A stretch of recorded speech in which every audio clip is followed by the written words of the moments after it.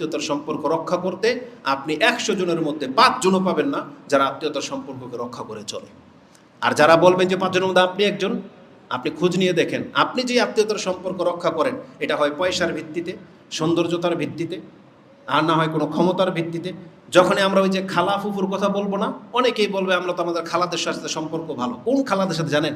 যেই খালার হয়তো পয়সা আছে অথবা যেই খালার সুন্দর একটা মেয়ে আছে, তাদের সাথে দেখবেন খালাতো ভাইয়ের খুব ভালো সম্পর্ক। খালা যাদের ফুফাতো মামাতো ভাই আছে সুন্দর হ্যান্ডসাম, কার উদাহরণ দেব, আমাদের চেয়ে অনেকে আছেন, দেখবেন তাদের সাথে তার মার সাথে খুব ভালো সম্পর্ক।